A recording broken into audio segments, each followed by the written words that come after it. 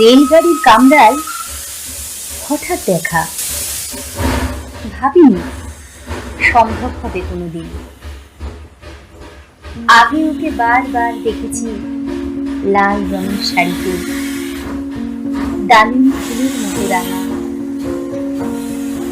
আজ পরেছে কালো রেশমের কাপড়, আঁচল তুলেছে মাথায়, দোলন চাপার মতো চিকন গোল মুখখানি ঘিরে। মনে হলো কালো রঙে একটা গভীর দূরত্ব ঘুমিয়ে নিয়েছে নিজের চারদিকে, যে দূরত্ব সর্ষে ক্ষেতের শেষ সীমানায়, শাল বনের নীলাঞ্জনে। থমকে গেল আমার সমস্ত মনটা। চেনা লোকে দেখলে অচেনার গাম্ভীর্য। হঠাৎ খবরের কাগজ ফেলে দিয়ে আমাকে করলে নমস্কার। সমাজবিধির পথ গেল খুলে, আলাপ করলেন শুরু। কেমন আছো, কেমন চলছে সংসার, ইত্যাদি। সে রইল জানলার বাইরের দিকে চেয়ে, যেন কাছের দিনের ছোঁয়াচ পার হওয়া চাহনিতে। দিলে অত্যন্ত ছোট দুটো একটা জবাব, কোনোটা বা দিলেই না। বুঝিয়ে দিলে হাতের অস্থিরতায় কেন এইসব কথা, এর চেয়ে অনেক ভালো চুপ করে থাকা। আমি ছিলাম অন্য বেঞ্চিতে ওর সাথীদের সঙ্গে। একসময় আঙুল নেড়ে জানালে কাছে আসতে, মনে হলো কম সাহস নয়। বসলুম ওর এক বেঞ্চিতে। গাড়ির আওয়াজের আড়ালে বলল মৃদুর স্বরে, কিছু মনে করো না। সময় কোথা সময় নষ্ট করবার? আমাকে নামতে হবে পরের স্টেশনে। দূরে যাবে তুমি, দেখা হবে না আর কোনো দিনই। তাই যে প্রশ্নটার জবাব এত কাল থেমে আছে, শুনবো তোমার মুখে। সত্য করে বলবে তো? আমি বললেন, বলবো। বাইরের আকাশের দিকে তাকিয়ে শুধল, আমাদের গেছে যেদিন একেবারেই কি গেছে, কিছু কি নেই বাকি। একটুকু রইলেন চুপ করে, তারপর বললেন, রাতের সব তারাই আছে দিনের আলোর গভীরে। খটকা লাগলো, কি জানি বানিয়ে বললেন নাকি। ও বললে, থাক এখন যাও ওদিকে। সবাই নেমে গেল, সবাই নেমে গেল পরের স্টেশনে। আমি চললাম একা।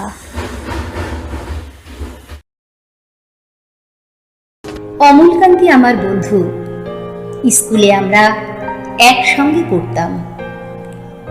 রোজ দেরি করে ক্লাসে আসতো, পড়া পারতো না। শব্দরূপ জিজ্ঞেস করলে এমন অবাক হয়ে জানলার দিকে তাকিয়ে থাকতো যে দেখে ভারী কষ্ট হতো আমাদের। আমরা কেউ মাস্টার হতে চেয়েছিলাম, কেউ ডাক্তার, কেউ উকিল। অমলকান্তি সেসব কিছু হতে চায়নি। সে রোদ্দুর হতে চেয়েছিল। ক্ষান্ত বর্ষণ, কাক ডাকা বিকেলের সেই লাজুক রোদ্দুর, জামা জামরুলের পাতায় যা নাকি অল্প একটু হাসির মতো লেগে থাকে। আমরা কেউ মাস্টার হয়েছি, কেউ ডাক্তার, কেউ উকিল। অমলকান্তি রোদ্দুর হতে পারেনি। সে এখন অন্ধকার একটি ছাপাখানায় কাজ করে। মাঝে মাঝে আমার সঙ্গে দেখা করতে আসে, চা খায়, এটা ওটা গল্প করে, তারপর বলে, উঠি তাহলে। আমি ওকে দরজা পর্যন্ত এগিয়ে দিয়ে আসি। আমাদের মধ্যে যে এখন মাস্টারি করে, অনায়াসে সে ডাক্তার হতে পারত। যে ডাক্তার হতে চেয়েছিল, উকিল হলে তার এমন কিছু ক্ষতি হতো না। অথচ সকলেরই ইচ্ছে পূরণ হলো এক অমলকান্তি ছাড়া। অমলকান্তি রোদ্দুর হতে পারেনি। সেই অমলকান্তি রোদ্দুরের কথা ভাবতে ভাবতে ভাবতে ভাবতে যে একদিন রোদ্দুর হয়ে যেতে চেয়েছিল।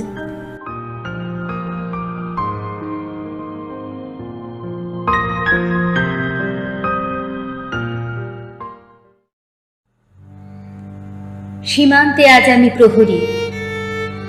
অনেক রক্তাক্ত পথ অতিক্রম করে আজ এখানে এসে থমকে দাঁড়িয়েছি স্বদেশের সীমানায়। ধূসর তিউনিসিয়া থেকে স্নিগ্ধ ইতালি, স্নিগ্ধ ইতালি থেকে ছুটে গেছে বিপ্লবী ফ্রান্সে। নক্ষত্র নিয়ন্ত্রিত নিয়তির মতো দুর্নিবার অপরাহত রাইফেল হাতে। ফ্রান্স থেকে ছুটে গেছে প্রতিবেশী বার্মাতে। আজ দেহে আমার সৈনিকের কড়া পোশাক, হাতে এখনো দুর্জয় রাইফেল, রক্তে রক্তে তরঙ্গিত জয়ের আর শক্তির দুর্বহ দম্ভ। আজ এখন সীমান্তের প্রহরী আমি। আজ নীল আকাশ আমাকে পাঠিয়েছে নিমন্ত্রণ, স্বদেশের হাওয়া বয়ে এনেছে অনুরোধ, চোখের সামনে খুলে ধরেছে সবুজ চিঠি। কিছুতেই বুঝি না কি করে এড়াবো তাকে, কি করে এড়াবো এই সৈনিকের কড়া পোশাক। যুদ্ধ শেষ, মাঠে মাঠে প্রসারিত শান্তি, চোখে এসে লাগছে তারই শীতল হাওয়া। প্রতি মুহূর্তে শ্লথ হয়ে আসে হাতের রাইফেল, গা থেকে খসে পড়তে চাই এই কড়া পোশাক। রাত্রে চাঁদ ওঠে, আমার চোখে ঘুম নেই। তোমাকে ভেবেছি কতদিন, কত শত্রুর পদক্ষেপ শোনার প্রতীক্ষার অবসরে, কত গোলা ফাটার মুহূর্তে, কতবার অবাধ্য হয়েছে মন। যুদ্ধ জয়ের ফাঁকে ফাঁকে কতবার হৃদয় জ্বলেছে অনুশোচনার অঙ্গারে তোমার আর তোমাদের ভাবনায়। তোমাকে ফেলে এসেছি দারিদ্র্যের মধ্যে, ছুড়ে দিয়েছি দুর্ভিক্ষের আগুনে। ঝড়ে আর বন্যায়, মারি আর মড়কের দুঃসহ আঘাতে বারবার বিপন্ন হয়েছে তোমাদের অস্তিত্ব। আর আমি ছুটে গেছি এক যুদ্ধক্ষেত্র থেকে আর এক যুদ্ধক্ষেত্রে। জানি না আজও আছো কি নেই, দুর্ভিক্ষে ফাঁকা আর বন্যায় তলিয়ে গেছে কিনা ভিটে, জানি না। তাও তবু লিখছি তোমাকে আজ, লিখছি আত্মম্ভর আশায়। ঘরে ফেরার সময় এসে গেছে। জানি আমার জন্য কেউ প্রতীক্ষা করে নেই মালায় আর পতাকায়, প্রদীপে আর মঙ্গল ঘটে। জানি সম্বর্ধনা রটবে না লোক মুখে, মিলিত খুশিতে মিলবে না বীরত্বের পুরস্কার। তবু একটু হৃদয় নিচে উঠবে আমার আবির্ভাবে, সে তোমার হৃদয়। যুদ্ধ চাই না আর, যুদ্ধ তো থেমে গেছে। পদার্পণ করতে চায় না মন ইন্দোনেশিয়ায়। আর সামনে নয়, এবার পেছন ফেরার পালা। পরের জন্য যুদ্ধ করেছি অনেক, এবার যুদ্ধ তোমার আর আমার জন্যে। প্রশ্ন করো যদি এত যুদ্ধ করে পেলাম কি? উত্তর তার, তিউনিসিয়ায় পেয়েছি জয়, ইতালিতে জনগণের বন্ধুত্ব, ফ্রান্সে পেয়েছি মুক্তির মন্ত্র, আর নিষ্কণ্টক বার্মায় পেলাম ঘরে ফেরার তাগাদা। আমি যেন সেই বাতিওয়ালা, যে সন্ধ্যায় রাজপথে পথে বাতি জ্বালিয়ে ফেরে, অথচ নিজের ঘরে নেই যার বাতি জ্বালার সামর্থ্য। নিজের ঘরে জমে থাকে দুঃসহ অন্ধকার।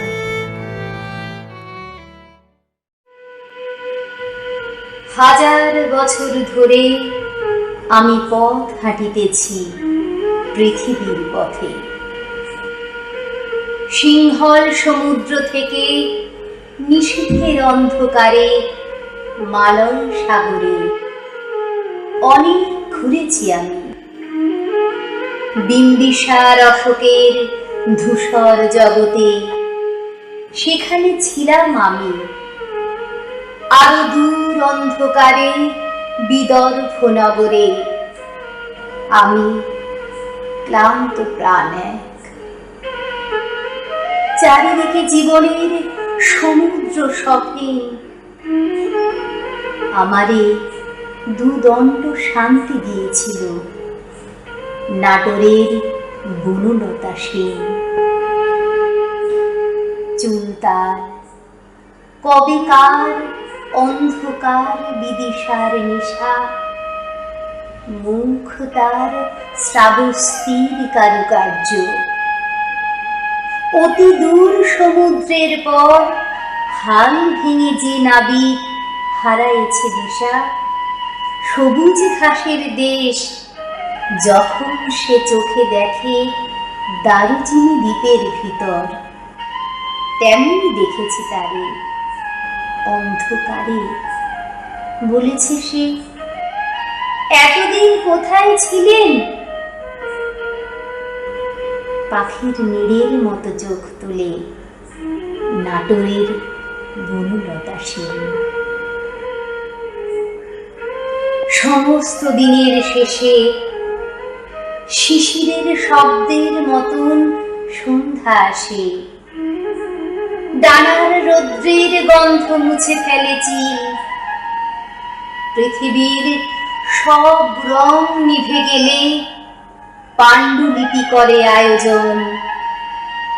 তখন গল্পের তরে জোনাকের রঙে ঝিলমিল, সব পাখি ঘরে আসে, সব নদী ফুরাইয়ে জীবনের সব লেনদেন। থাকে শুধু অন্ধকার, মুখোমুখি বসিবার বনলতা সেন।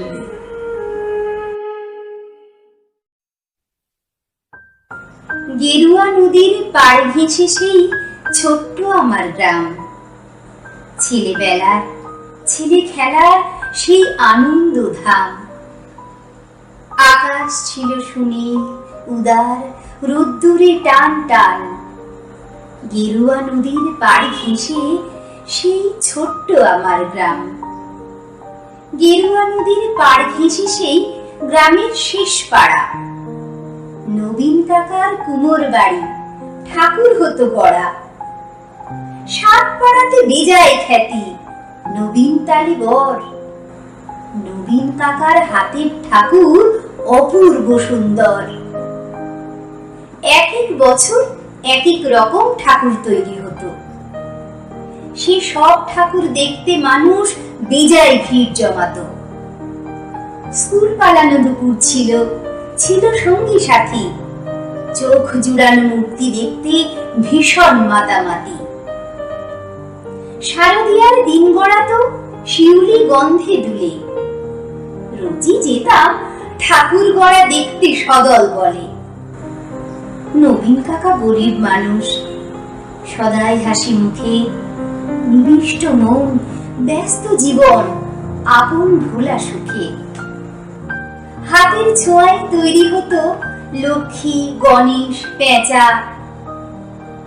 দূর গাড়ি তার ছোট্ট বাড়ি, ঠাকুর গড়েই বাঁচা।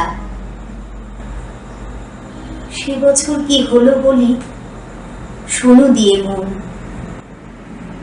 বন্যা হলো ভীষণ রকম, ভাসলো যে জীবন। কত মানুষ ঘর হারালো, প্রাণ হারালো কত। গোটা গ্রামের বুকটি জুড়ে হাজার আঘাত ক্ষত। ধানের জমি, পাটের খেতে জল থই থই বান। সর্বনাশের কান্না ঘেরা হাজার নিঃস্ব প্রাণ। বর্ষা শেষে বন্যা গেল, জাগলো শারদ আলো। নীল আকাশে পুজোর ছুটি, দিব্যি ডাক পাঠালো। কাশফুলেরা উঠলো দুলে, শিউলি ছড়া দিন। পুজো আসছে রোদ্দুরে তাই বাজিল খুশির বিন। নবীন কাকার টালির ঘরে হচ্ছে ঠাকুর গড়া। গেরুয়া নদীর পাড় ঘেঁষে গ্রাম জাগলো খুশির সারা। আমরা যত কচি কাঁচা আবার জড়ো হয়ে ঠাকুর দেখতে গেলাম ছুটে মাঠ ঘাট পেরিয়ে। সেবার মাত্র গুটি কয়েক ঠাকুর টালির ঘরে, পুজোর আয়োজন তো সেবার নম নম করে। তারই মধ্যে একটি ঠাকুর টালির চালের কোণে। নবীন কাকা ভাঙেন গড়েন নিত্য আপন মনে। অন্য ঠাকুর দেখতে চাইলে বাধা দিতেন না, ওই ঠাকুরটি দেখতে চাইলে না, শুধু না। কৌতূহলে দিন গড়ালো, পুজো এলো কাছে। মহালয়ার দিনটি এলো পুজোর খুশির সাজে। আমরা কজন রাত থাকতে উঠেছি ঘুম ছেড়ে। পূবের আকাশ মলিন, আলো ধীরে উঠছে বেড়ে। অন্ধকারে চুপি সারে গুটি গুটি পায়ে আমরা হাজির নবীন কাকার ঘরের কিনারায়। চুপটি করে দরজা ঠেলে ভিতর পানে গিয়ে দেখি কাকা চোখ আঁকছেন সমস্ত মন দিয়ে। চোখ আঁকা যে সাঙ্গ হলো নিথর নবীন কাকা। অঝোর ধারে কেঁদেই চলেন, দু হাতে মুখ ঢাকা। কাঁদছে শিল্পী, নীরব দৃশ্য, কুপির আলো ঘরে। নবীন কাকার পাষাণ হৃদয় কান্না হয়ে ছড়ে। রাত ফুরোনো ভোরের আকাশ, কৃপণ অল্প আলো। মুখ দেখলাম সেই ঠাকুরের, প্রাণ জুড়িয়ে গেল। কিন্তু একে এই মুখ তো নয় দুর্গা বা পার্বতীর, যেন এক ঘরের মেয়ে, চেনা জানা অতি। নবীন কাকার সামনে গিয়ে কি হয়েছে বলি, কেঁদে বলেন নবীন কাকা, সবই জলাঞ্জলি। শ্রাবণ মাসে বন্যা হলো, গেল অনেক কিছু। মারণ ব্যাধি এলো তখন বাণীর পিছু পিছু। ভাদ্র মাসের পূর্ণিমাতে সেই ব্যাধি যে ধরলো, মেয়ে আমার অনেক কষ্টে যন্ত্রণাতে মরল। ঠাকুর বলি, দুহাত আমার অবশ হয়ে আসে। সব প্রতিমার মুখ জুড়ে ওই মেয়ের মুখটি ভাসে। দেখ না তোরা, দেখ না সবার চোখ আঁকা শেষ হলো। দেখ না, এই তো মেয়ে আমার হাসছে ঝলমল। কোথায় গেলি মারে আমার, কোথায় তোকে পাই? মুক্তি গড়ে খুঁজি তোকে, মুক্তিতে তুই নাই। ষষ্ঠী এলে বধূর দেবীর প্রাণ প্রতিষ্ঠা পাবে। জাগবে ঠাকুর, কিন্তু আমার মেয়ে ফিরবে কবে? কেউ কি কোনো মন্ত্র জানো? মৃন্ময়ী এই মেয়ে বাবার চোখের জল মোছাতে উঠবে ভেসে গে। আমরা অবাক, মহল্লায় ভোরের শিউলি ঝরে। কি দারুণ ঠাকুর পুজো নবীন কাকার ঘরে। আমি বানভাসী লোক বঠি গো, বাঁকুড়ার মিঝা থানাতে ঘর বটে। নামটা হইল মতি সর্দার। বাপ কাকার আমল থেকে চৌকিদারি করি। সেই 50 সালের আকালের পর থেকে গেল বছর তক খরার চোটে দকর কোঁচা হইয়েছিলেন। এই বছর আবার বানভাসী। তো কাগজওয়ালাদের বললাম, বাবু লিখে লিবেন আমার কথাটা। কিন্তু গায়ের লোক কাগজওয়ালাকে ভাওরাই দিলেন। না হলে লিখা কেন? কাগজওয়ালা ফটক তোলা কল তাক তাক কইরা ছিল।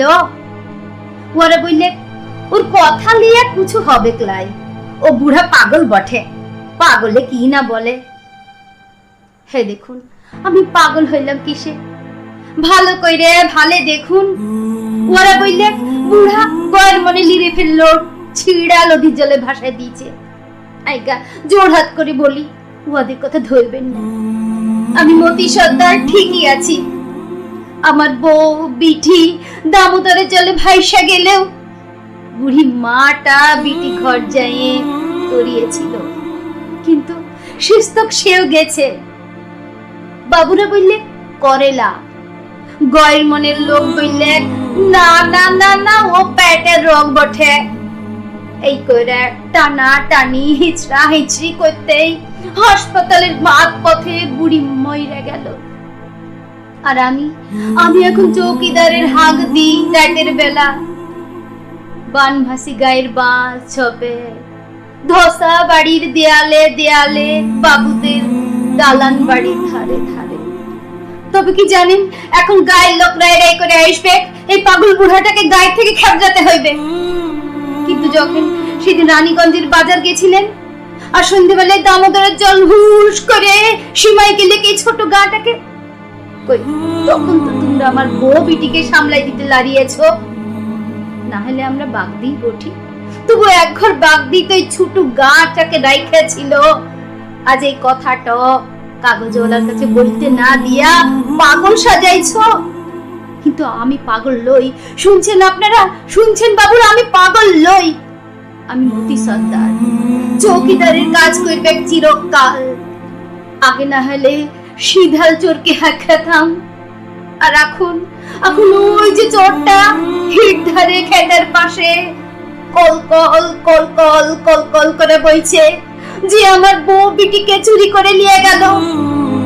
আমি সেই চোরকে লিয়া রোজ দিন রাতের বেলায় সবাইকে হাঁকড়াই সামলাই দিব। ইয়াতে পাগল হইলাম কিসে? তোমরা আমার বউ বিটিকে সামলাইতে লাড়িয়েছ বইলে আমি মতি সর্দার কেন পারবো না? আমি তো চৌকিদার বঠি, তাই রাতের বেলায় সবাইকে সামলাই দিব। দামোদর সীমাইছে, পালাই যাও, পালাই যাও।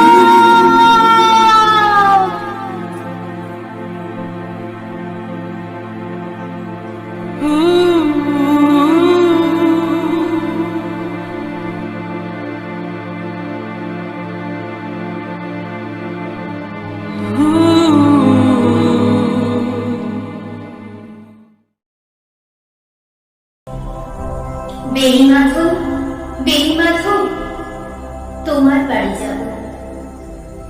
বেণীমাধব, তুমি কি আর আমার কথা ভাবো? বেণীমাধব মোহনবাসী তমাল তরুণে বাজিয়েছিলে। আমি তখন মালতী স্কুলে ডেস্কে বসে অঙ্ক করি, ছোট্ট ক্লাস। বাইরে দিদিমণির পাশে দিদিমণির পর। আমি তখন নবম শ্রেণী, আমি তখন শাড়ি। আলাপ হলো বেণীমাধব সুলেখাদের বাড়ি। বেণীমাধব, বেণীমাধব লেখাপড়াই ভালো। শহর থেকে বেড়াতে এলে আমারও কাল। তোমায় দেখে একদমই পালিয়ে গেছে ঘরে। বেণীমাধব, আমার বাবা দোকানে কাজ করে। কুঞ্জে উলে কুঞ্জে তবু ফুটেছে মঞ্জরি। সন্ধ্যেবেলা পড়তে বসে অঙ্কে ভুল করি। আমি তখন নবম শ্রেণী, আমি তখন 16। ব্রিজের ধারে বেণীমাধব লুকিয়ে দেখা করল। বেণীমাধব, বেণীমাধব, এতদিনের পরে সত্যি বলো, সেসব কথা এখন মনে পড়ে? সেসব কথা বলেছ তুমি তোমার প্রেমিকাকে? আমি কেবল একটি দিন তোমার পাশে তাকিয়ে দেখেছিলাম আলোর নিচে অপূর্ব সে আলো। স্বীকার করে দুজনকেই মানিয়েছিল ভালো। চুরিয়ে দিল চোখ আমার ঘুরিয়ে দিল চোখ। বাড়িতে এসে বলেছিলাম ওদের ভালো হোক। রাতে এখন ঘুমোতে যায় একতলার ঘরে, মেঝের উপর বিছানা পাতা, জ্যোৎস্না এসে পড়ে। আমার পরে জীবন ছিল চোরা পথের বাঁকে মিলিয়ে গেছে, জানি না আজ কার সঙ্গে থাকে। আজ জুটেছে কাল কি হবে, কালির ঘরে শনি। আমি এখন এই পাড়ায় সেলাই দিয়ে করি। তবু আগুন বেরিমাথ, আগুন চলে কই। কেমন হবে আগুন যদি নষ্ট নেই হই।